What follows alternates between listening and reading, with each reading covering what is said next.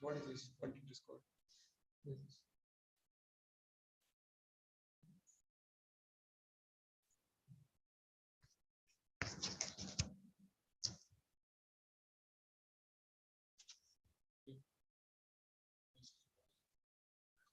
So the aeroplane cannot budge in similarly the table cannot exist. Similarly, all these universes cannot exist without the presence of a spirit. So the controller is God. But what happens in this material world?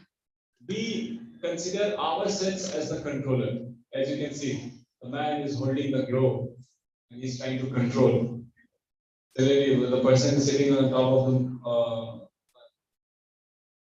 the bunch of money. So he wants to accumulate a lot of money. So it is said that one has this controller attitude in himself. Everybody wants to control to the extent one can.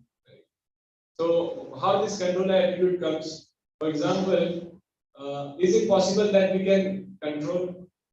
Is it possible that we can be happy if we control over nature?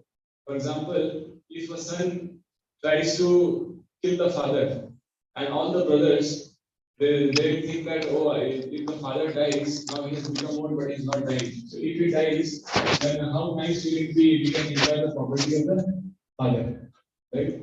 We can enjoy the property of the father nicely. But do you think will it happen?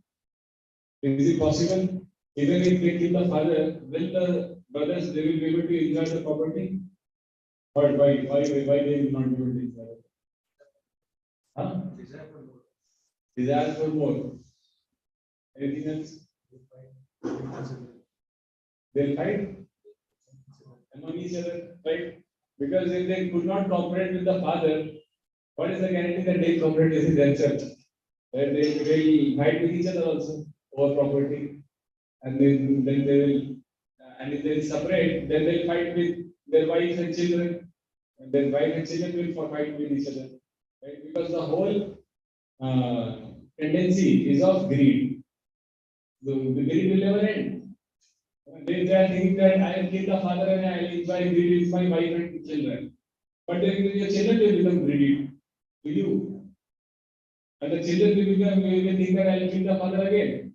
Now you will become the father also. Now your children will try to kill you also. That is what is happening in this material world. Now we try to remove God from the picture and we try to imagine that we will be happy with our family, our society, our country. We will have nice schools, we will have nice hospitals, nice everything. We will arrange very nicely, and we will make some ethical and social laws. This is good, this is bad, and they will not know about it, right? Everything is there. The schools are there, hospitals are there, NGOs are there. What is the need of God? But the problem is, since we all have greedily tried to overcome, greedily try to possess the property of God. So eventually, what will happen? That greed will reflect in all our actions, and all our attempts to unite will be baffled, because in all our attempts there will be greed, and no one will like to stay in peace eventually. So that's why you see the countries are breaking, the families are breaking apart as godlessness is increasing in the society. So to that extent, the countries and the families and societies they are breaking apart. Right? So this is what is happening. So you read this. Generally, one who does not know the science of God assumes that this material world is for the enjoyment of the living entities, and the living entities are the Purushas, are the enjoyers, the cows, controllers, and enjoyers. So to those who don't accept the existence of God, they want to become God. Right? Why they don't accept the existence? Because they consider God, they are God, they are the controller.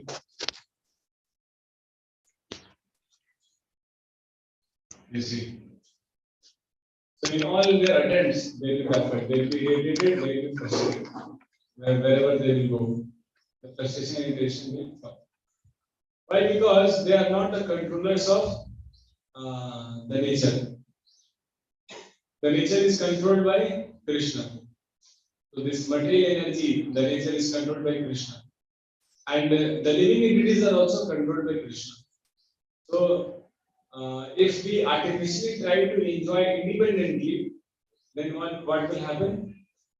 We will be subjected to the laws of nature.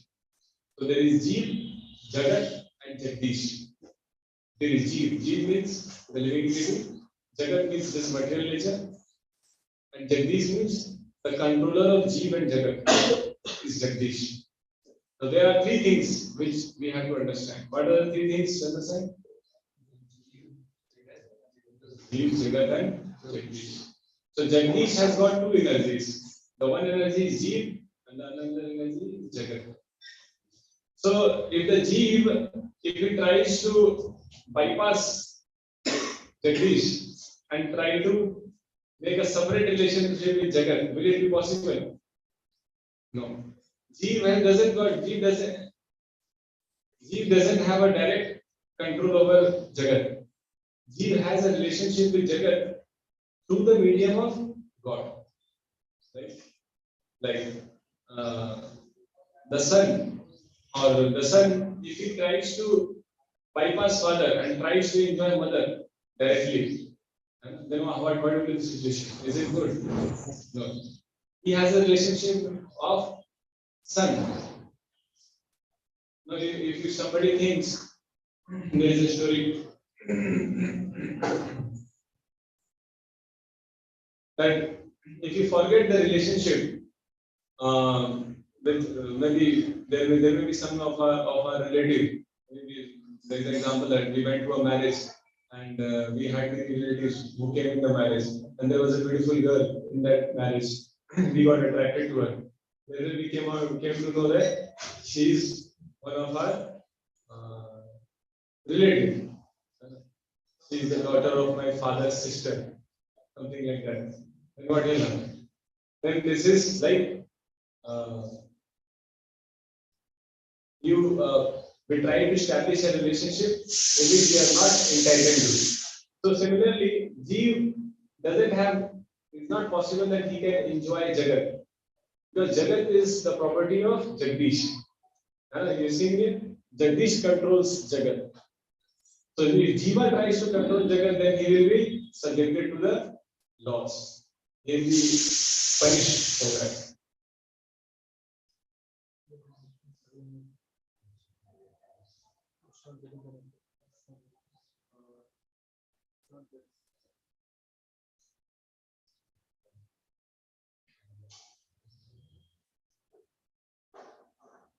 So what happens when the living entity tries to enjoy matter, when the living entity tries to enjoy matter, then because the matter is energy of God, Jagat is energy of God, then the Jagat influences the Jiva.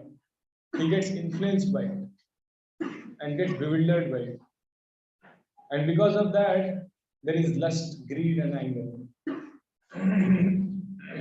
He gets influenced. For example, if you try to accumulate money, then what happens? We become greedy. Why it happens like that?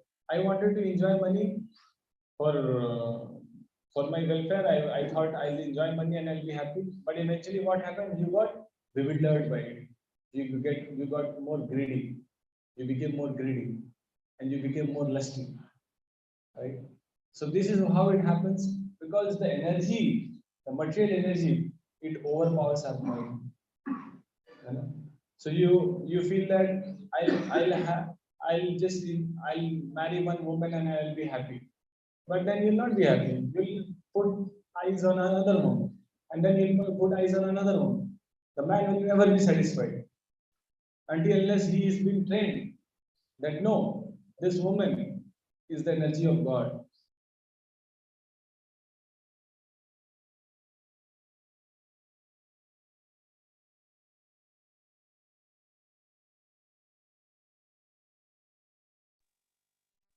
Then what will happen? If we don't train ourselves, our mind, to see any other woman as an energy of God, then will it be possible that we'll ever be satisfied? Our lust will be satisfied? Our lust will never be satisfied. And even though you marry one, you marry two, but still you look somewhere else.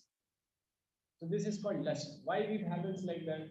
Because the more we try to satisfy ourselves with these material objects, the more we become more greedy or lusty, because we never get satisfied. There is no satisfaction. This is good. It's not it's not, so it doesn't happen like that. And what happens in due course of time, when you start enjoying this material energy more and more, you get bewildered by it, you get influenced by it, and in due course you forget God. In due course you start forgetting God because you are so much, we become so much absorbed exploiting and enjoying this matter, this material energy. We become so absorbed. There is written here. While exploiting the gross and subtle inferior energy, the superior energy forgets his spiritual mind and intelligence. This forgetfulness is due to the influence of matter upon the living being. I told you, because of the influence of matter, this material energy, Jagat. Jagat is matter. So because of the influence of matter, what happens? The living entity forgets God and he becomes absorbed in enjoying matter. I'll have this much money and I'll then invest this money there and then I'll have this much money and then I'll invest this money there and then I'll have this much money. He goes on calculating, goes on, he forgets that he's going to die. And he's just planning, but he's not planning for death. He's planning everything else except death. You see, bewildered. He's not thinking that sometime he has to go. Right? If you go in a nice aeroplane and you are so much enamored by the facilities of the plane, you never went to a plane. And the moment you board the plane, you are so much enamored by the plane, the facilities are given that you don't think that after some time you will get down from the plane. Right? You didn't plan for that. And then it's a shock, it comes like a shock. So many people what happens, death is like a shock. Because they never think in their life that they're going to die. They keep planning to enjoy. And in due course, they forget God. And because they forget God, they become sinful. Right? It will happen, they become sinful. So what is the solution? But when the living entity becomes free from the influence of the material energy, he attains the stage called mukti or liberation. So Krishna consciousness, what is the role of Krishna consciousness? Krishna consciousness, what it does, it helps you to disentangle yourself from this lust, greed, and anger, this kind of tendencies. It helps you to come out of it. How? Because it gives you the knowledge that you are not something connected to matter. You are not this matter. You don't have any relationship with this Jagat. Your relationship is with Jagdish. Why you are entangling yourself with this Jagat? You don't have to do anything with Jagat. Your relationship is with Jagdish. So either we have two options. Either you establish a relationship with Jagat or Jagdish. But establishing relationship with Jagat is an illusion because it's temporary. Right? Will it be possible? Will we be allowed to establish relationship with the Jagat? How much ever we try? Why? What is the problem? Because temporary. We are going to die. How much ever you try to establish a relation, it will not happen. So what is being said? Why don't you establish relationship with Jagdish? So when you establish a relationship with Jagdish, God, then automatically all the influence which you were being exposed to, all the influence of matter, it subdues. Now there is no influence of matter. And then by the influence of the potency of God, all the dirty things, it goes away. So when you chant Hare Krishna, and when you chant this mantra, then what happens? The influence of material energy it reduces. And then you will be able to see your relationship with God. Now you are not able to see your relationship with God because we are overpowered by lusty desires, greedy desires. Do we have any empty space in the mind? All lust and greed is filled up. That's why when you ask people, do you have time? Can you come and attend classes? No, sir, I'm not. I'm not busy. I'm busy. What you are busy with? You are busy with your lust. You are busy with your greed. And that is what we are busy with. So if you are busy with that, that is called we are influenced by that. That it has completely occupied our mind. So unless a person is intelligent, he cannot understand the supreme personality of God. So understanding this is knowledge. So what we understood now, just 4 steps. These 4 things which we understand. Understanding what is the difference between matter and spirit. Matter is controlled by spirit. And then how, because of our tendency to control matter, what is happening? We are unhappy in this world and we are getting frustrated. And in due course of trying to control matter, what happens? We become subjected to the laws of nature. We become subjected to punishment because we are trying to encroach on God's property. The Jagat belongs to God, but we want to control it. Sita belongs to Ram, but Ravana wants to control.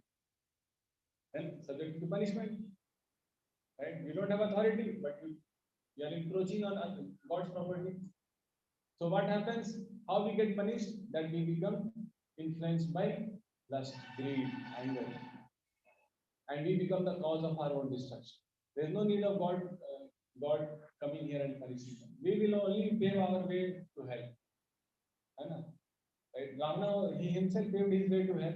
He became lusty, greedy, and then eventually he was destroyed. So now how we can come out is by understanding that I am not the controller. Right? This is the first thing. I am servant of Krishna. Intelligently you have to understand. And this material nature is also energy of Krishna. So what am I supposed to do? I'm supposed to worship Krishna, chant his name, and use everything which is there in the service of Krishna because it belongs to Krishna. It doesn't belong to me. I should not encroach on God's property. It belongs to Krishna. It should be used in the service of. Is it simple? Is there any problem doing this? It's very simple, right? Problem is when Ravana's business is tough. Hanuman's business is easy. Right? Ravana has to plan so much and kidnap Sita and then bring her to. His business was very complex. But devotee's business is very simple. He has to just use everything in the service of God. He doesn't have to plan so much to invent something and to discover something and to all the time some research work, PhD and then take. Why? So that we can find out some way how to exploit nature and then enjoy together. Together we will come and we'll exploit and enjoy. So it requires a lot of effort. But if we have to just use whatever is available, use in the service of God, there is no hard work. It's very easy. So a devotee's work is easy and simple, but the result is very great. Now, this is called knowledge. But this knowledge, who is qualified to gain this wisdom? This is called wisdom. So the Guru is supposed to give this wisdom. That you are not the controller. Krishna is the controller. And you are supposed to serve Krishna. If you don't serve Krishna, then you will get influenced by this material energy in the form of lust, greed, anger. So this wisdom is given by Guru. Guru is supposed to give this wisdom. But if Guru doesn't give this wisdom and he says, I am God, then he's Askar. He's not Guru. He's cheating. Right? He's not teaching us to serve God. He himself is becoming God. So who is qualified to gain this wisdom? It is Shraddhava labhate jnanam tatpara sanyate priyaha jnanam labhva param shanti pachirena vigacchati. So who is qualified to gain this knowledge? Shraddhava labhate jnanam. Only the person who has faith, he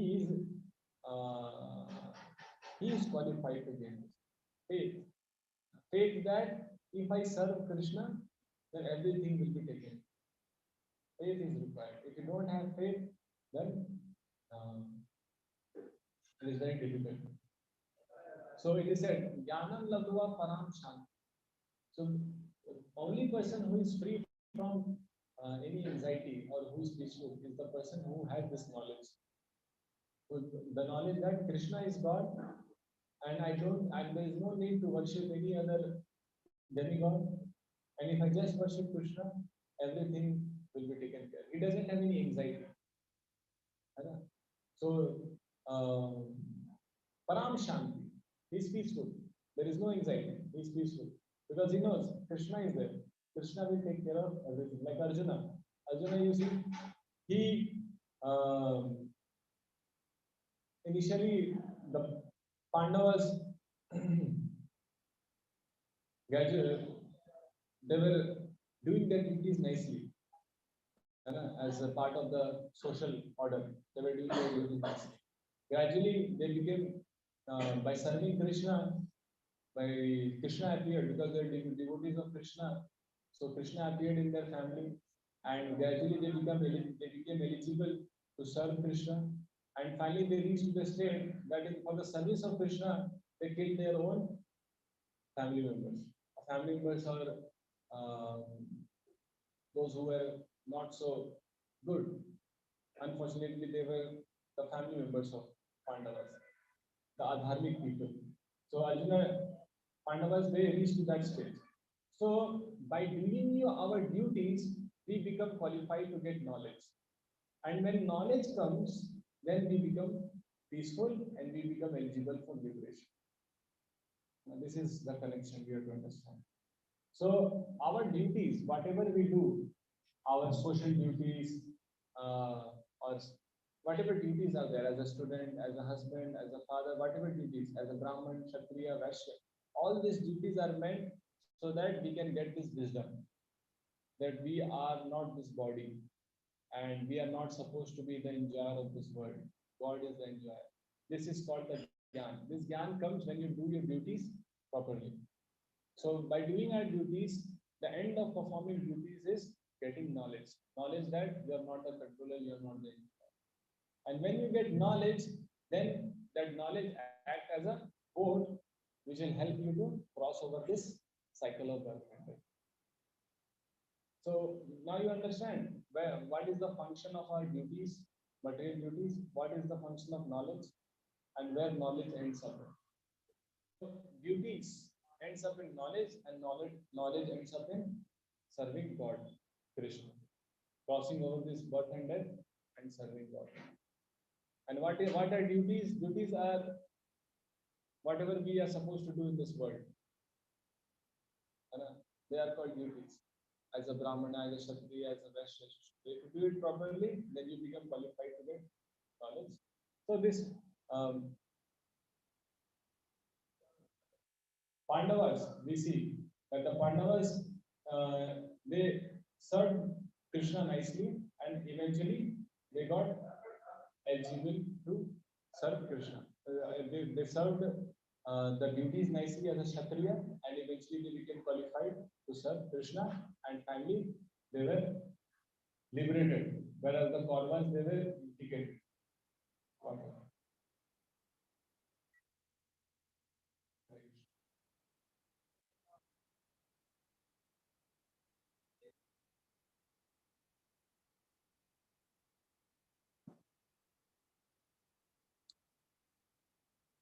So Achirena Gachati, that one can attain Krishna without delay. How one can attain Krishna without delay? If one has the Shraddha and the knowledge. So the knowledge of Krishna, one who has knowledge of Krishna, what is that knowledge? That if I simply serve Krishna, if I don't serve anybody else, then what will happen? Achirena, very soon, by this knowledge, by this wisdom, one will be able to attain Krishna.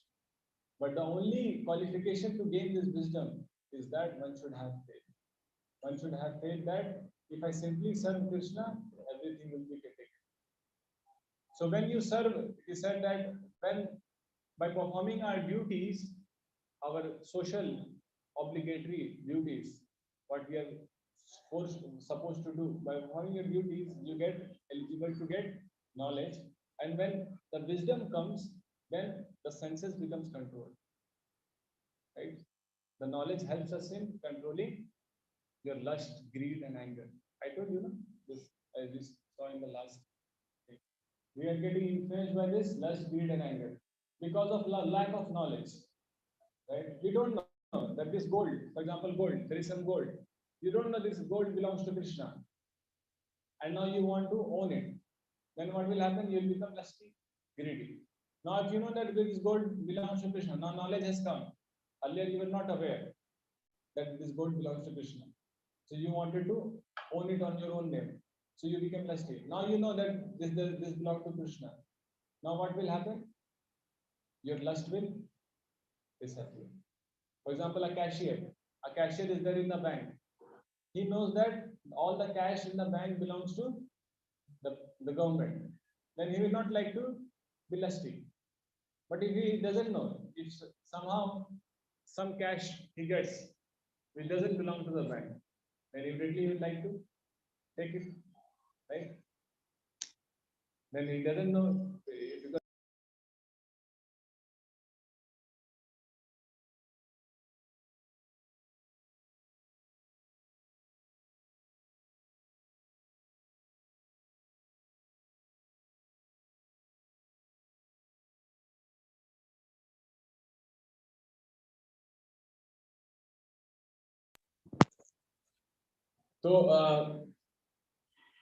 so now you're able to understand how it happens.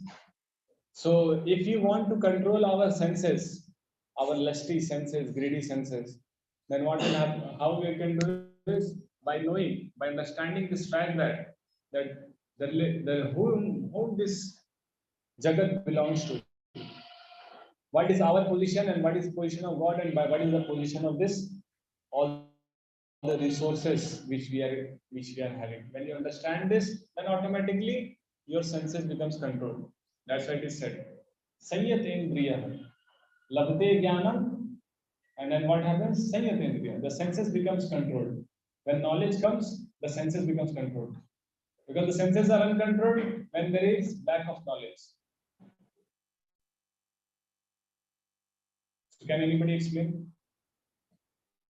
how what is the function of knowledge?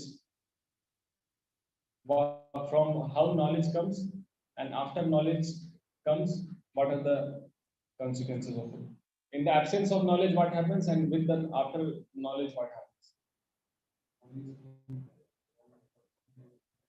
Hmm.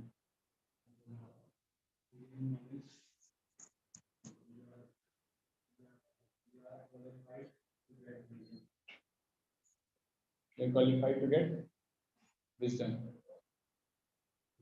Knowledge is the perspective that what is right and what is wrong. When we get the clarity that what is right, what is wrong, we can automatically alter your habits and thereby you can control your. Anybody else?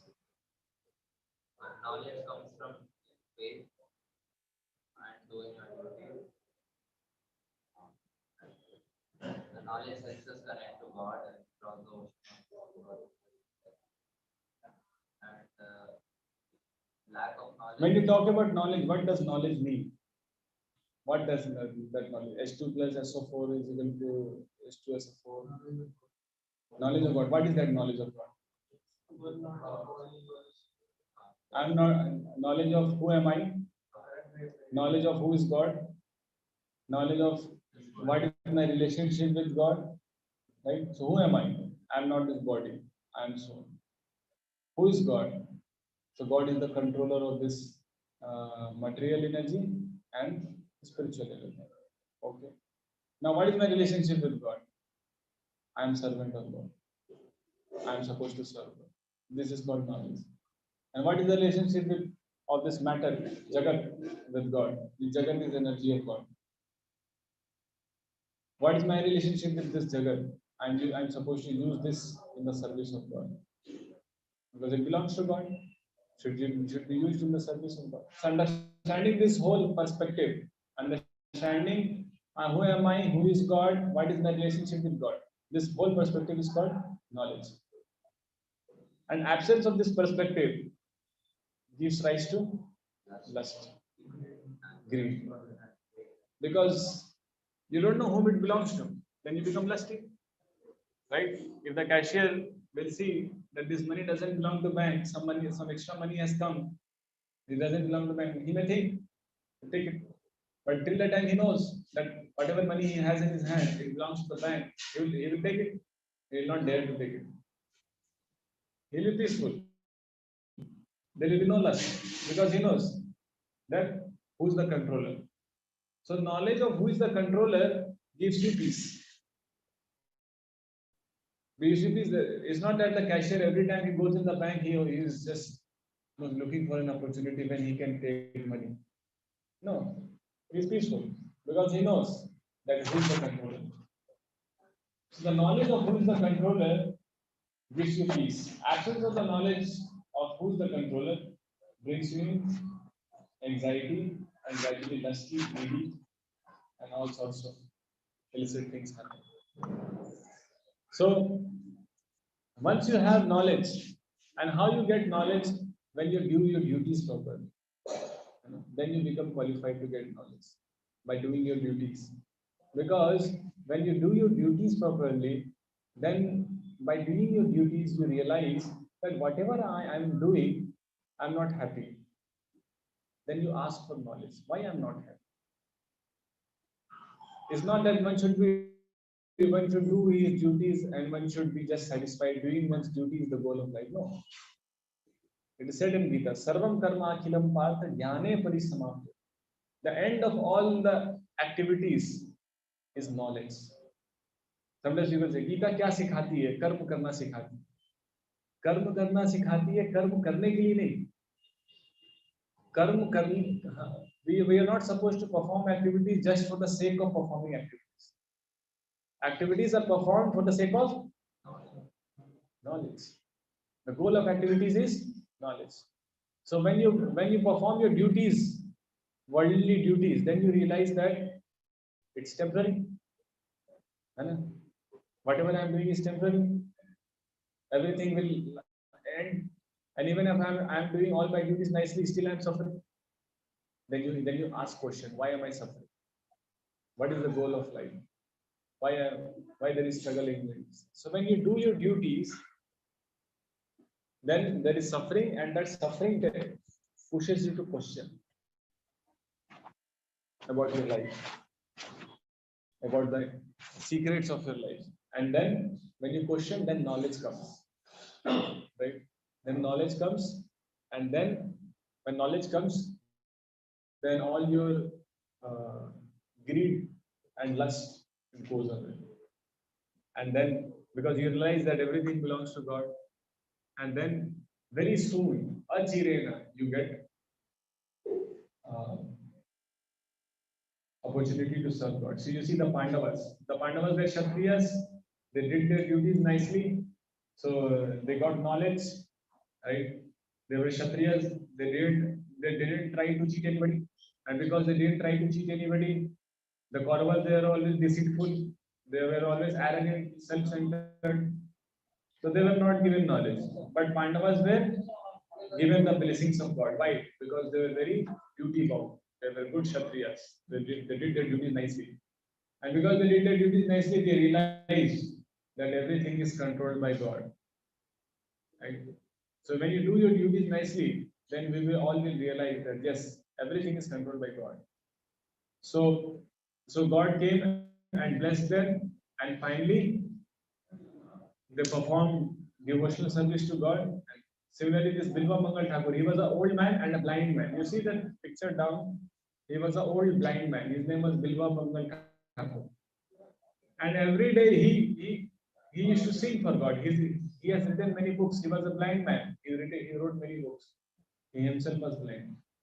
And he was able, Krishna used to personally come to serve him. Personally, you see Krishna is sitting there to hear his songs. Krishna used to personally come to hear his songs. In Vrindavan, he used to stay in Vrindavan. So, in the pure stage, when the knowledge comes and one gets pure, all his lust, greed, and anger goes away. Then Krishna personally comes to serve his devotee. He comes personally. Every time Krishna used to bring milk for Bilva Mangal Thakur. He was a blind man. From where he get food? Krishna used to bring milk for him. So it was like that. Who are the people who are not qualified to get this wisdom? There are three kinds of people. Now Krishna is putting those people who are not qualified to gain this knowledge of Bhagavad Gita. Agyascha Shaddadhanascha Shanchyatma Vinashyati Nayam Lokosti na Paro na Sukham Shanchayatmanaha. So there are three kinds of people. Who are those? Ignorant, agyas, ignorant, who doesn't have the knowledge of God. and the faithless and the doubtful. They nayam lokosti na paro na sukham. They will not get happiness in this world nor in the other world. And they suffer in this world also, and they suffer in the other world also. Krishna is saying, na paro na sukham. We are saying, na sukham. Who will not get happiness? Sanchaya Atma, who is doubtful, who doubts the existence of God. He will not be happy neither in this world nor in the next world. So what are those people? There are three kinds of people. Ignorant. The first is ignorant, who doesn't have the knowledge of God. So doesn't have the knowledge of God means they are hard-working beasts. Their philosophy of life is just work hard, earn money, and spend money and enjoy it. And they're like animals. Like animals, you see, what they do whole day? They work hard, they get some food, they eat that food, then they have strength. Now, what to do with the strength? Then sex. What else you do? Then you'll have sex. Then after the sex, the strength is gone. Then again food, again get the strength. Then again sex, like that. That is what is. Now you will see. But sir, we are so much civilized. We are not animals. But the animals are ignorant. How we are ignorant? We have so much scientific knowledge. We have so much degrees, and we know so how to make cars. We know how to make cars. We know how to make aeroplanes. How can we be ignorant? So in scriptures, they are called as two-legged animals. Apart from the four-legged animals, there are also two-legged animals who walk on two legs. Who are they? You must have seen them. They look very similar, very similar to us. So they are two-legged animals. Even though they walk on two legs, they wear suit and tie, but they are as good as animals because their goal of life is just the same as the animals have. They eat, they sleep, and then they have sex, and then they fight with each other. Right? So they are hardworking people. They are beasts. They are as good as animals. So they are not qualified. People whose philosophy is work hard and enjoy, they are not qualified to get this knowledge. Another class of people are the Ashraddhadhani, people who are faithless, who do not have faith on God. Who are those people? Faithless. Huh? Yeah, faithless in the sense that one may have studied many scriptures, not necessarily that he doesn't know about God. He knows about God, who is God. He knows about himself, who am I? I'm not this body, I'm soul. And he knows who is God. He has read all the scriptures. But when it comes that Krishna is the controller of this material and spiritual energy, I am servant of Krishna, I am supposed to serve Krishna, he knows this much. But the moment it comes to that Krishna, he has his leelas in Vrindavan, and he has his friends, and he takes his friends and his cows in the forest of Vrindavan, and he grazes his cows, and Krishna has a peacock feather on his head, and he looks like a beautiful young boy with peacock feather and curly hairs. When this kind of description comes, how is it possible? How Krishna can play? How God can play? This is not possible. How God can have girlfriends and he can have Ras Leela? This is not possible. This God should not do. And he tries to judge God on his own stupid logic because he is stupid. He tries to pose his own stupidity on God. Doesn't want to understand God as God describes himself. He wants to understand God on his own frog in the well attitude. I am a frog. I am the owner of such a big well. My well is so big. How can I cannot? How is it possible that I cannot measure the ocean? Even though I may not have the experience of ocean, but I'll measure the ocean with the limited experience of my well. So this is the problem. So he's faithless. He doesn't have faith. He accepts only those things which suits to him, and those things which doesn't suits to his limited conception, limitations, he ignores that. He leaves that. So he's faithless.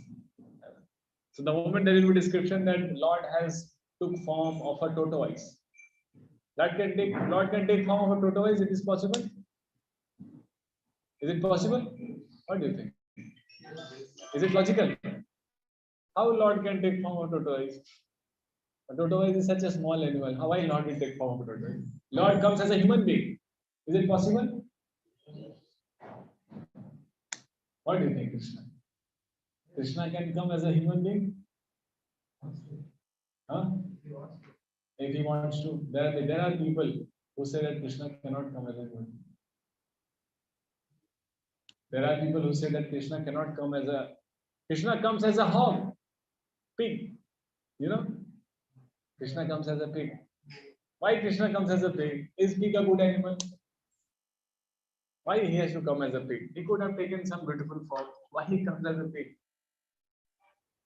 These are all stories. These are all stories. These are all fiction stories. I accept God is there, but I don't accept this kind of things like Krishna. God comes as a pig. God comes as a horse. These are just stories for those people who are not so advanced in their realization. They are new to spirituality. That's why these kind of stories are given so that they will gradually progress and they'll understand that the Supreme God is formless. He doesn't have any form. Those who are new, they need some form to meditate on God.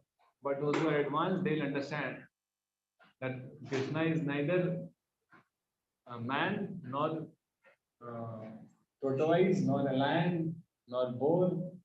Krishna is formless. Like this kind of faithlessness is there. People don't have faith on the existence of God. They have faith only to that because they think that the existence of a man is so terrible. He's suffering. Why God will take the existence of a man?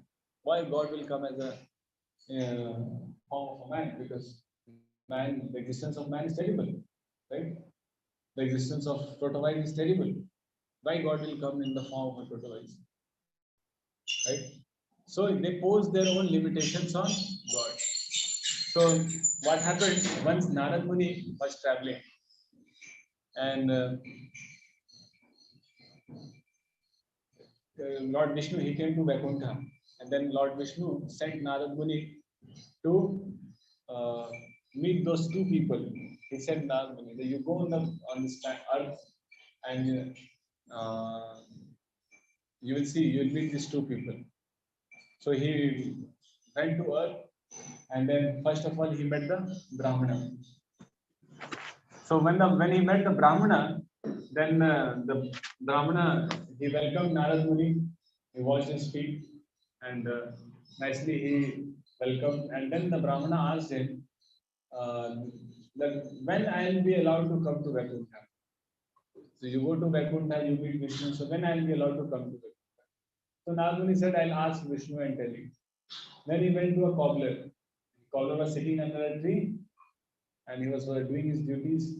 So the cobbler also welcomed Narad Muni and was very happy to see Narad Muni. And then cobbler also asked, so when I will be able to come to Vaikuntha? So Narad Muni, I'll ask Vishnu and tell you. Narad Muni went back to Vishnu Vaikuntha and he asked, so these two people are there, they're asking him. So Lord Vishnu told, you tell the Brahmana that it will take more 100 years for him to come to me. And you tell the cobbler that very soon he's going to come to me within another few years.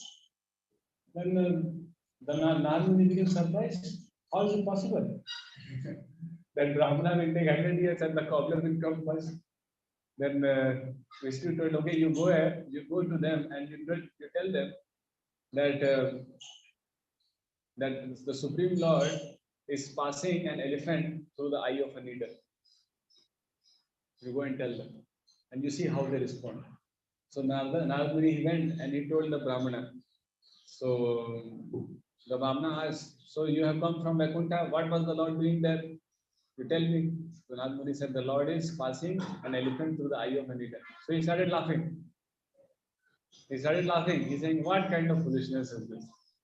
And what is this? The Lord is passing elephant through the eye of a needle. How is it possible?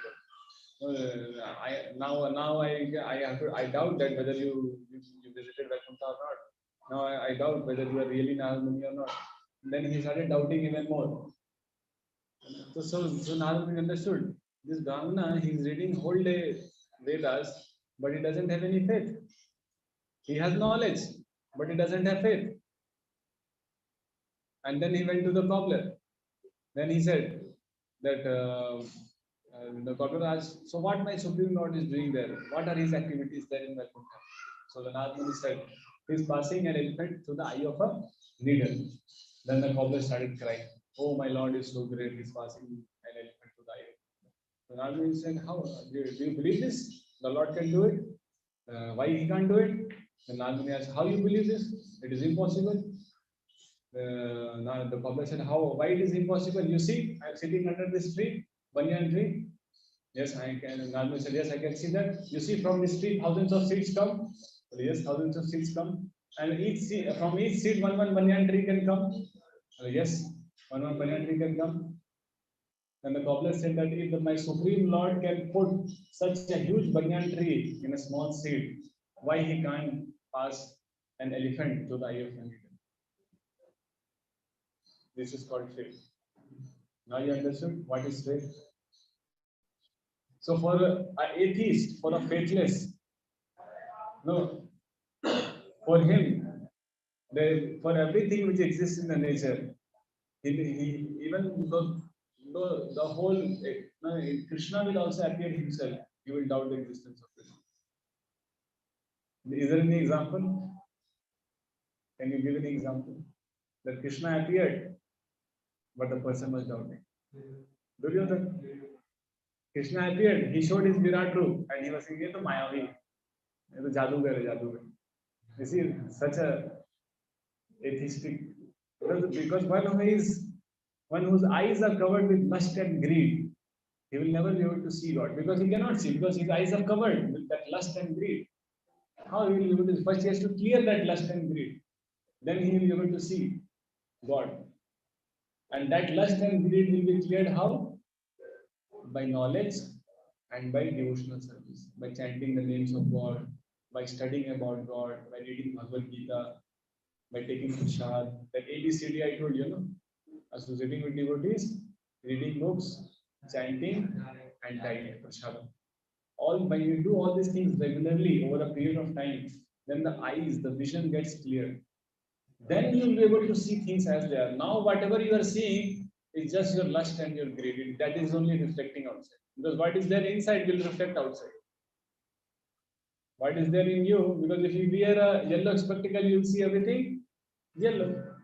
If you wear a red spectacle, you will see everything red. It's not that the things are red and neither your eyes are red, but you are covered by this red spectacles. So there is another story of faith, and to understand this faithlessness. So once a small boy was there. He was studying in his village in a Gurukula. Now he was supposed to go to another Gurukula, a higher Gurukula.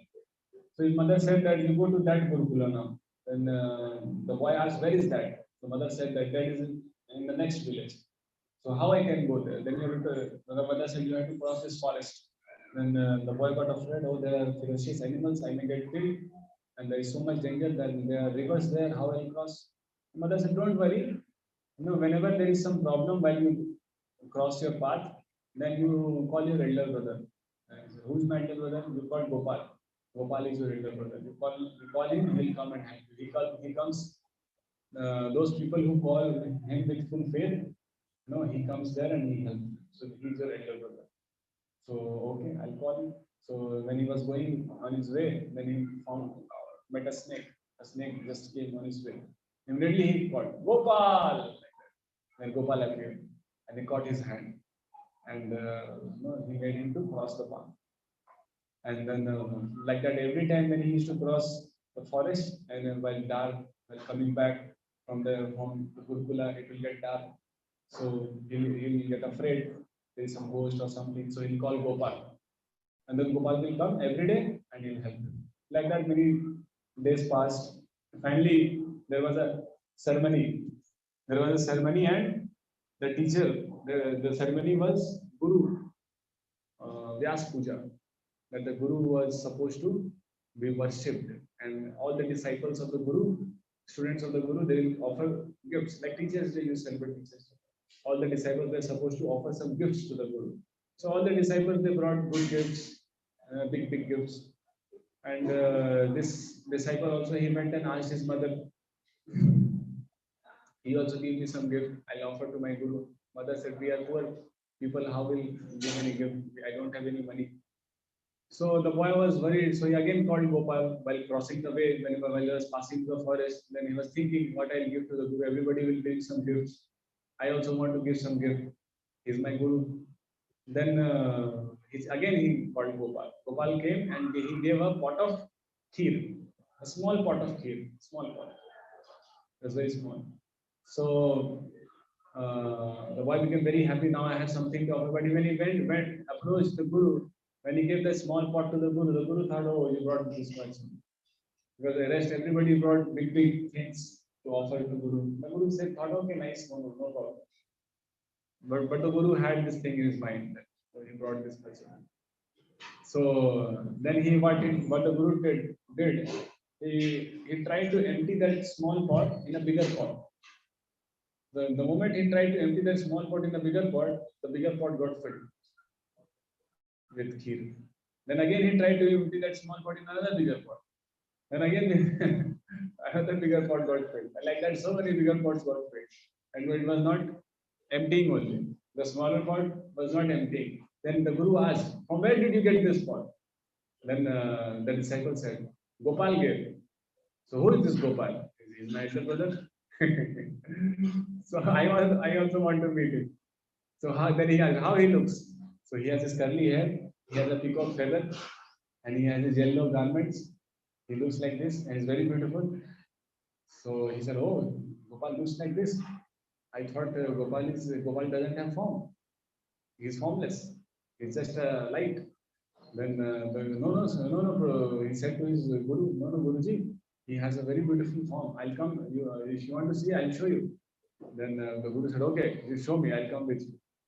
Then they both went together in the same forest, and he again shouted, Gopal, like that. Then the Guru said, no, you don't shout now. No, before he shouted, the Guru said, I'll hide in a bush, and from there I'll see. And you shout Gopal. Then the disciple said, no need to do like that. He's my friend, he'll come. You stay here. Then the Guru said, no, don't do like that. I'll hide and see, you call Gopal. You see the mentality. He's thinking that he will cheat God. He'll hide and see God and God will not come to him. So the problem is, this is the understanding of faithless person. Every time he uses his brain, he thinks that, well, now my brain can surpass God. Always he's in the mood of that. So he hid himself in a bush. The Guru hid himself in a bush and he was waiting. And he shouted Gopal. Again and again he was shouting Gopal. Gopal was not coming. So he felt why he's not coming today. Then after some time there was a Akashwani, a voice came. So Gopal said, you see that I only reveal myself to those people who are faithful, who have faith on me. But today you have come, but along with you, I reveal myself to you because your mother is a very great devotee. She has a lot of faith on you. And because you followed her, so that's why I reveal to you also. Because you also have that faith on your mother, and your mother has faith on me. So in that way you have faith on me. So, but this person, your Guru, he doesn't have faith on me. He considers me that I don't have any form. I am formless. He doesn't have faith on my beautiful form, on my past life. So I cannot reveal myself to such a person. So like that he said, and he disappeared and he stopped. The Guru heard this thing. And the Guru heard this thing and he came and he prayed to the disciple that you are my Guru, like that he said. And he said that till now, I believe that even though I read all the Vedas and all the Vedic literatures, but I didn't have faith on the form of God, on the words of God. Wherever it was described that God has a form, He has a beautiful form. But now I'll go back and I'll now start worshipping Krishna and I'll start reading Srimad Bhagavatam, which describes the form of God, Leelas of God. There is a Vedic literature called Srimad Bhagavatam, which is explicitly meant to study about Krishna, the form, the Leelas, of God. So he went and started studying them and like that. So the thing which you have to learn from here is people who doesn't have faith, even though they may be very knowledgeable, even though they may be very reputed people, but that doesn't mean that that they may have faith on God. Faith of God on God is a very inherent thing. It's a very subtle thing. It doesn't come just by reading books. So only one who is faithful and who doesn't doubt the scriptures and the existence of God, who doesn't doubt the pure devotees of God, he only will be able to realize God.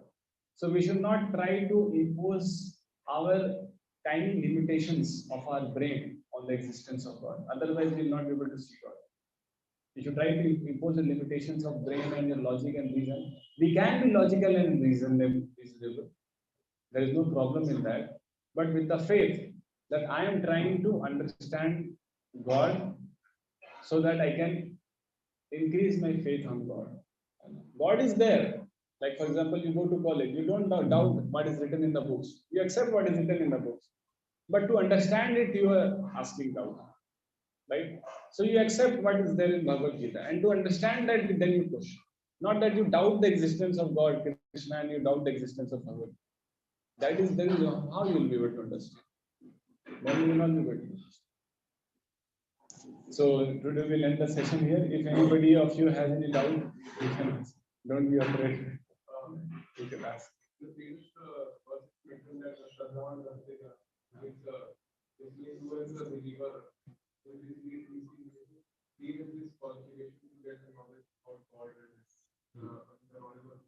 But it means practically that the person who is atheistic and who has so many doubts, actually he is whom they were deserving and get knowledge. And this is the first thing. The second one is, if we simply give the knowledge to the one who is already a believer, it will not counter question. So, he will simply accept the thing as it is. So, if you are not asking questions, if you are not doing, it will not develop a system of Yeah. Your first question was, can you repeat your first question once again? that the person who is he should be able to deserving to get this knowledge about God. So why the percentage faith is considered to be the more person? Yeah. You see, faith, it doesn't mean that one who is theistic may have faith. Like the guru, which we discussed, the guru of that disciple. He was a theistic person. He believed in God. I told you that one faithless means he may have knowledge of God.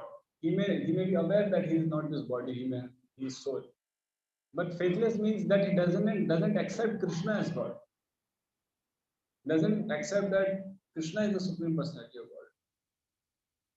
And the rest everybody is servant of him. And Krishna can perform his leelas, which is mentioned. So one should have this faith. There can be doubt in that. There can be doubt how it is possible and how, but one should have the faith that I accept what is there in the scriptures, but I want to understand it, that how it happened. But I don't doubt the existence of the scriptures. Or even if one may doubt the existence of the scriptures, even if one may not be able to accept the validity of the scriptures, but one should have an initial faith at least. That let me read it. Let me accept what is there and let me read. Now, if you don't read only, you have so much doubt that you don't want to read only, you don't want to come to class, something, then how? At least now you have come to class. That doesn't mean that you all are very elevated, pure devotees. Is it that? Does it mean that since you have come to hear Bhagavad Gita, so you are elevated, pure devotees? Are you sanctified? No. It will take a lot of time. But since you have come here, that shows that you have that initial faith that you are ready to listen. You may have doubt that Krishna is God or not, but you have the initial faith that okay, let me try to understand. Okay, what Bhagavad Gita says? Krishna is God. Okay, I accept Krishna is God. Let me with this accept No, we start a numerical, no, let us assume this to be x. And you start a numerical like that. And when it comes 1 is equal to 1, or 2 is equal to 2, or LHS is equal to RHS, that means your assumption is right. But you don't assume only. You have to start with some assumption. Okay, let us assume that Krishna is God. Let us have the faith, some initial faith. No, why I'll assume, I'll not assume I'm a scientific person. How I can assume anything? I need to prove everything. There is no question or assumption. Then you will remain a rascal. You were a rascal and you will remain a rascal. You don't want to assume. You don't have a big little initial faith also. Then what will happen? You will never get knowledge. You will remain in ignorance. Some initial faith is required.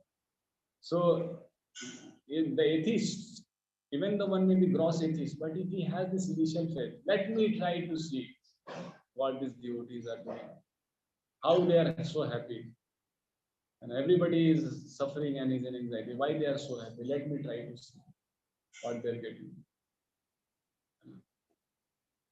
This faith, initial faith. Any other question? Does it answer your question, or you want to ask something? Is there anything else you want to ask? So initial faith has to be there. The cobbler didn't read any Vedas. Because the cobbler didn't read, he has time to read Vedas. Neither he has the education nor he has the time. He didn't read any Vedas. You see, so but he has the faith. So one may have lot of knowledge but no faith. One may have no knowledge but a lot of faith. So faith is not dependent on faith can be nourished by knowledge. If one has knowledge, faith will become more strong. But you see, people in villages still now in India, right? They have faith that Krishna is there, and in next life is there. They have not read any Vedas, but they know. There is life. You ask anybody in the village, do you have any doubt that after death there will be another life? No. Are you sure? Yes. He's sure. There is no doubt. Why they have this surety? Out of culture. The culture is there. They are living that knowledge. They have not studied that knowledge, but they are living that knowledge. They live in their life. So we have studied a lot, but we have remained a rascal. We don't know anything without the existence of God. You see, such big gentlemen, PhD, but all the time planning how to exploit nature. So this is the thing which you have to understand. This is the secret which you have discussed today. The secret of understanding God is to have faith in God. Hare Krishna. Srimad Bhagavad Gita as it is to Srila Prabhupada ki jai.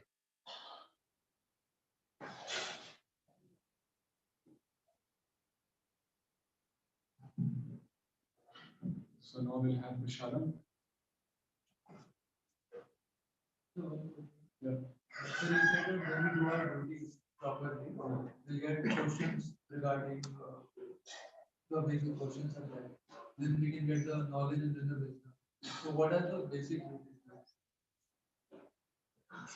Basic duties. Yeah. There are 4 duties. You know, what are those 4 duties? There are 4 divisions of duties. There is Brahmanical duties, Kshatriya duties, Vaishya duties, Shudra duties. You should perform your duties as per your Subhava. Somebody may be a Brahmana, somebody may be a Kshatriya based on his Subhava, inclination. So if you do your duties properly, then while performing your duties, you will realize that even though I am trying my best to do everything, still I am suffering. So this thing you will realize that there is something beyond my efforts, beyond my control. And then you will start questioning, what is that? What is that thing? And then when you will question, then you will get knowledge. And then the knowledge will reveal. How do I know that? Right now, how do we know what it is? Right now it is chaos. Modern society is in chaos. There is no Brahmana, there is only one class. Shudra, labor class. Everybody is just a labor of some industry or some factory. They may be technologically very savvy, but psychologically all are Shudra. Not just by his inclination. For example, somebody will be very inclined to fight. The moment he will see some fighting or administrative things, like for example in the university, the moment some administration is there, there will be some boys who will stand up. Student leader, administration of Vivera, I'll take that. Some symptoms can be visible, even though he may be a Shudra only, but his character may be like a Shudra. But some inclinations can be. Some people like to become IAS, right? What is that? We have this Kshatriya administration. Kshatriya means not only fighting, administration is Kshatriya. Brahmana means studying. He wants to study. He's a thinker. He is a philosopher. He likes to think. He cannot just work hard day and night. There are people like that, right? Who likes to think something good for the society. Now also there are thinkers, but they're thinking about politics, about sociology, politics. They're not thinking something higher. All the thinkers are just being engaged into think some politics. So they are thinkers, and there are some business class. And you see these Marwadis and the Sintis, and you see you go in Vellore, it's Tamil Nadu. You go in Vellore, you'll see all the big businesses. You go in Chittoor West End only, you'll go. The best hardware shop, the best electrical shop. In Tamil Nadu also, it's owned by a Rajasthan Marwadi. And how much he has studied?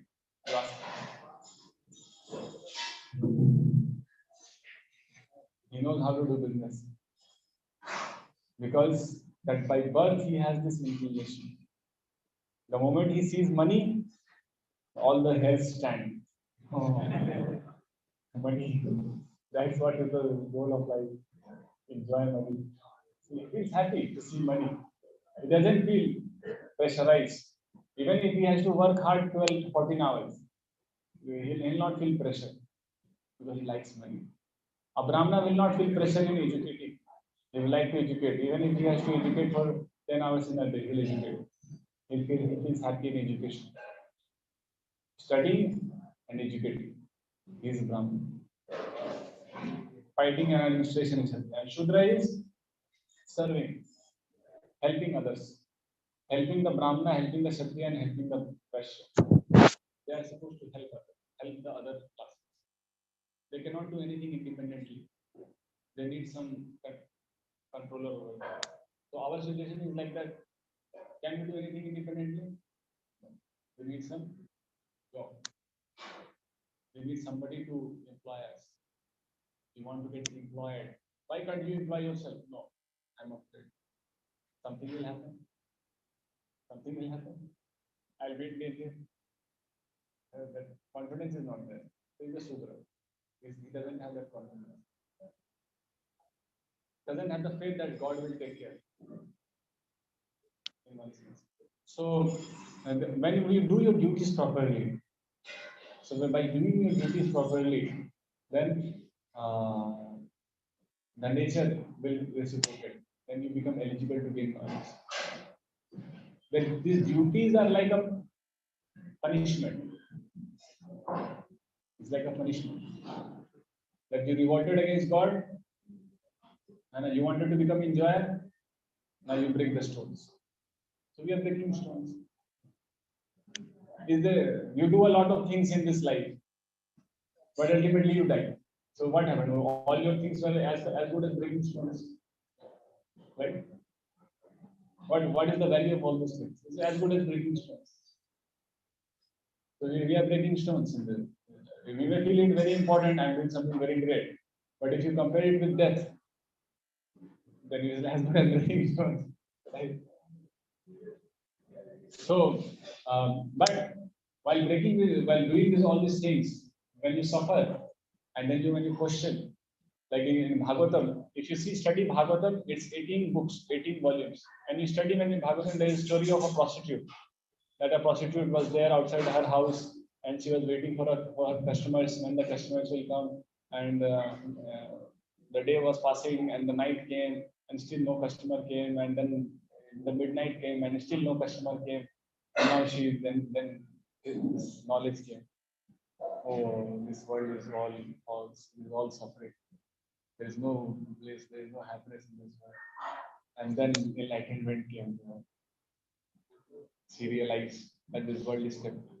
There is nothing valuable. And the same, there is another instance that when there was a very big businessman, he used to earn a lot of money, but he was very conjuice. In Bhagavatam it comes. He was very the story of Pingla. You can study sometime. We have books. Pingla prostitute. And then the story of a Brahmana, a brute Brahmana. So actually, he was a businessman before. So he was a businessman, but he was very miser. So the family members were completely disgusted with him because he was earning a lot of money, but he was not spending it. So they were waiting him to when he will die. The wife and children were waiting when this rascal will die, when we'll take his money. So they're waiting. Now, it happens. It's the reality of this world. So finally, he had a big loss. No, something happened in his business, and then he lost everything, whatever money he had. So his own family members did some plot, as far as I can remember, something happened. And then his family members went against him. But till the time he was able to bring some money, they were tolerating him. But now he is not able to bring money also. So they kicked him out. And then he realized. Then the realization came. Oh, I was so much enamored by this world and worldly things. Now I realize that all these things are temporary. And this world is temporary. So this suffering in performing one's duties, why the Lord gives suffering? Sometimes people question why the Supreme Lord is giving so much suffering. This is the blessing of Lord. He is giving us suffering so that we stupid people will question that we are going to die. We are enjoying. We are going to die and we are feeling bliss. We are happy. How foolish we are. It's worse than animals. We are going to be slaughtered after a few years and we are happy. We are enjoying. We are making relations, we are marrying and we are producing children. we have forgotten and we are going to die. So when suffering comes, then Krishna makes you realize. For example, if one of your friend, he every day he starts smoking ganja. You know ganja? Have you tried? So he starts smoking ganja. Then how you will feel? You will tell him, brother, don't listen, don't smoke ganja, it's very harmful for health. I'll tell your father. Then he'll, no, don't tell your father, it's stop. But he'll hide it and he'll smoke. And what you will do? You will try to educate him, you will try to instruct him, but he'll not listen. Then you will wait, okay, you will suffer and learn. You will pray to Krishna, give him a good kick so that he'll learn nicely. You will pray to Krishna like that, no? That some good kick will come, then rascal he'll learn. Right? Because somehow he has to learn. If he doesn't learn by instructions, then you'll pray that some hard knock should be given to him so that he'll learn. So that is the way. So Krishna, he has given instruction. Bhagavad Gita, all the in YouTube, there are so many lectures, and everywhere there is so many instructions are there. Read Gita, also everything is available. And you come here, you get free prasadam, nothing is there, sit nicely under the fan, hear Bhagavad Gita. No, I'm not interested. Okay. Wait for the kick. Kick will come. Then you'll be interested. Right? So that businessman was thinking, why I have my wife and children, why I need Gita? My such beautiful children is there and wife is way more beautiful. Why does I need to study Gita? Gita is what is there. But then the wife kicked, then he realized. When the children kicked, then he realized. So like that. So then he became Avdut. He left his everything, job and family, and then he became Avdut. He started traveling as a monk. And then it is described that how he met 24 gurus. He met 24 gurus while he was traveling all over the forest and and how he learned from the different 24 gurus. He accepted the nature. From the nature, he started learning. From the clouds, he learned. From the sun, he learned. From the wind, he learned. Like that, 24 gurus. There's a chapter. It's very interesting. So if you read, but okay, Hare Krishna. Srimad Bhagavad Gita as it is ki. Jai. Srila Prabhupada. Jai.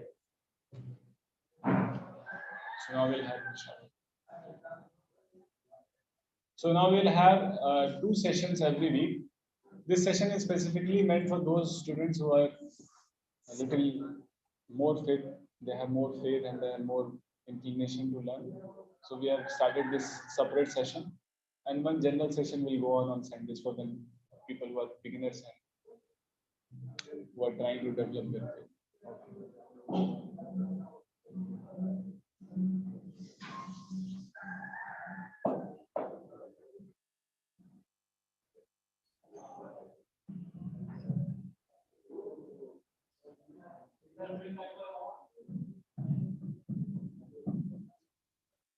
Faith also means interest. So one who is faith, that means one who is interest. So many times we feel that we don't have time. But if you have interest, you will take out time.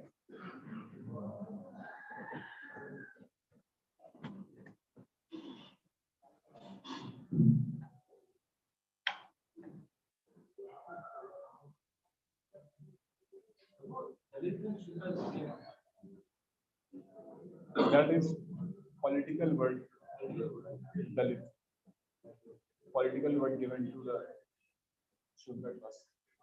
Now everybody is Shudra, I'm telling you. Don't consider anybody that you are a Brahmana. Nobody is Brahmana. If someone is living on charity, he is a Brahmana. If someone is living on taxes, he is a Kshatriya. And profit, he is a Vaishya. If you living on salary, he is a Anybody who takes salary is a Shudra. A Brahmana, Kshatriya, or a Vaishya will never accept salary. They'll never work under somebody. They'll have their own thing. Vaishya will open his own business. Kshatriya will live by taxes. That's why Arjuna told him, give 5 villages. Pandavas, give me 5 villages. They are Kshatriyas. What will we do? Because they will die, but they will not accept salary. Better than that, they will die. But there is no question of salary. So, it's not bad to be Shudra, but there is much more higher classes than that. Modern day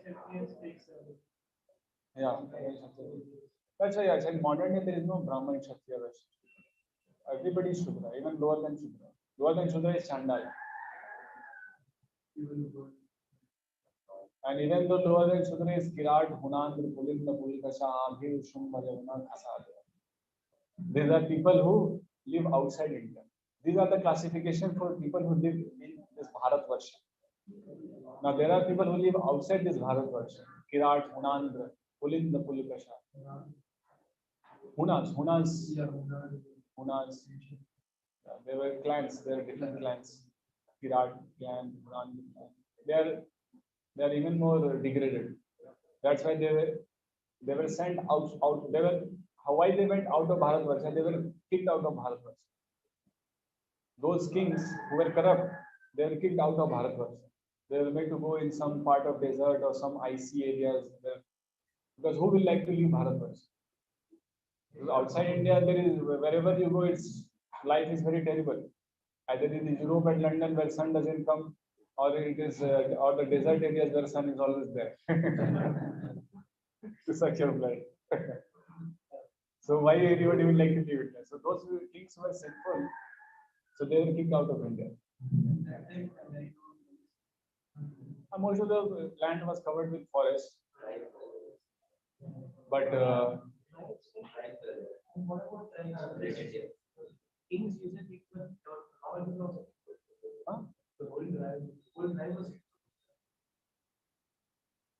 so tribes were there always, but they are the same. Shudras and Kirats and Are you referring to the Battle of 10 Kings? Battle of 10 Kings. What is that? So that the king That they were pushed out. yeah, they pushed out the other side of India. Yeah, they were pushed out. In Mahabharata, where many kings came from all those places. The whole earth is sundered. The whole earth is sundered.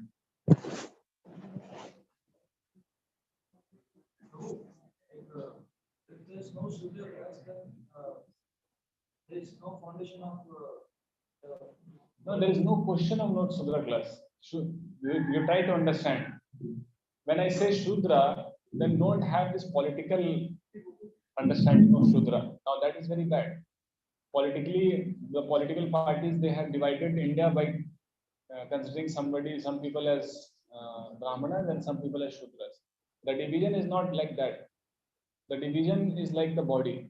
Like you see this body. Compare the 4 classes of the society to a body. Like you have your body. Like there is similarly there is social body. Like you have a human body, there is a social body. The social body consists of 4 parts. Like you have head, this is Brahmana. This is chest, this is Kshatriya. This belly, this is Vaishya. The chest and hand part, this is Kshatriya. The belly is Vaishya because the Vaishya grows grains and produces grains and milk. So belly. And the leg is Shudras. Now you tell which is important. All are important. But the head is more important. Because if the head is not there, the person will die. If the head is there, hand is not there, then he can survive. Leg is not there, he can survive. But if the head is not there, it will die. So now the Krishna conscious movement is trying, the whole attempt is to re-establish this social body. But at first, the attempt of the Krishna conscious movement is to bring the head. Because once the Brahmanas they come in picture, then the Brahmanas will bring Kshatriyas. Like Chanakya was there, Chanakya brought Chandragupta. Right? He made a Kshatriya. So the Brahmana can make Kshatriyas. The Brahmana, like Dronacharya made Arjuna and the Pandavas. He was a Brahmana. So Brahmanas will make Kshatriyas. And later that once the Kshatriyas come, they will divide the labor into Vaishyas and Shudras. And they'll administrate the Vaishyas and Shudras. They'll take care of them. But first the Brahmanas has to come. Because first some thoughtful people has to come who can think for the society. Now the problem is there's nobody to think. People are just becoming mad because of this consumeristic society. Just work and the cycle of work and spend. There's a cycle. You work hard and you spend. And then you again work hard and then you again spend. And then you again work hard and you again spend. There's a cycle going on. And we all are trapped in this cycle of consumerism. And all Shudras, just working hard and spending. Nobody's thinking. So we have to come out. So this is first the Brahmana classes. That's what we are discussing. Somebody will not like to discuss. That means he's not there for this. So, but that doesn't mean that he cannot practice Krishna consciousness. He can practice Krishna consciousness some other way. So simultaneously, apart from this Krishna conscious education, there are also Krishna conscious farm communities. You know farm communities? Krishna conscious farm communities. There are farms where people who are Krishna conscious, who want to practice Krishna consciousness, so they are given a social structure where some devotees will grow grains, some devotees will manage, some devotees will protect, and some devotees will serve. A whole social structure. So the ISKCON society is trying to create independent social structures, independent of the modern economic structure. The modern economic structure is dependent on factories and industries. That is demoniac because you exploit nature, you pollute nature, and then you get implicated in the cycle of working and spending. Because you're there in the cities, you cannot protect yourself. You will get influenced by the advertisements and all. You cannot live a simple life. And then because you have to spend, you have to work. Then there is no time to hear Bhagavad Gita because you have to go to work. Why you have to go to work? Because you have to spend. So then there's no Bhagavad Gita. So, but then when you solve your economic needs, how you solve your economic needs? By growing grains, producing milk. If there are grains and milk, why do you need industries?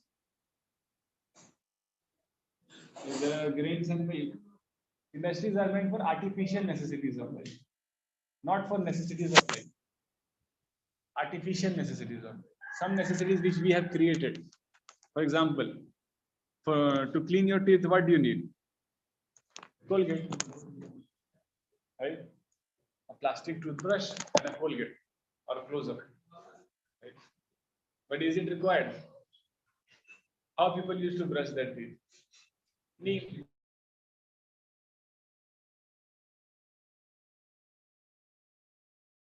But now you see, so many people are going to dentists.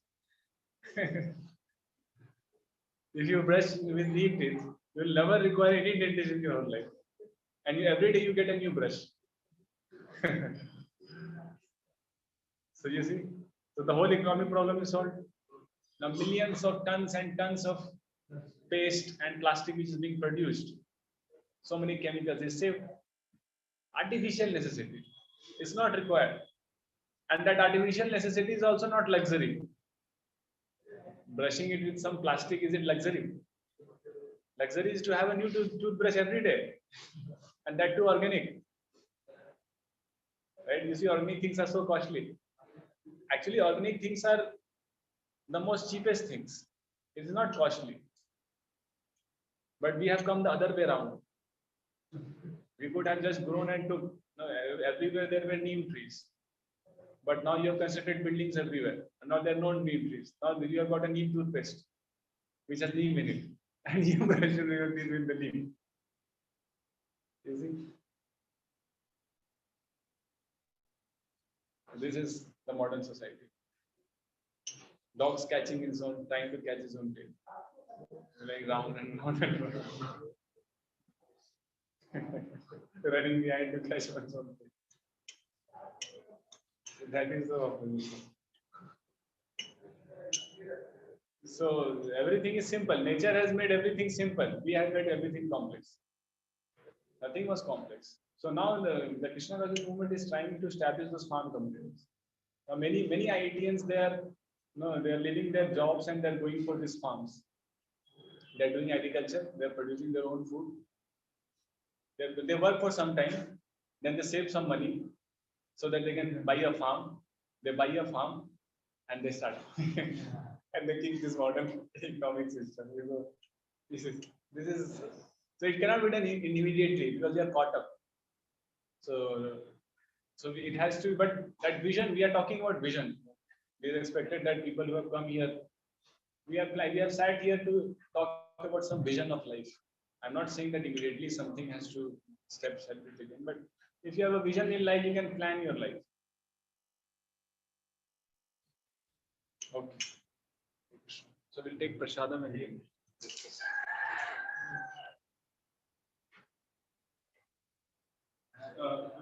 Shave it off and then pack in the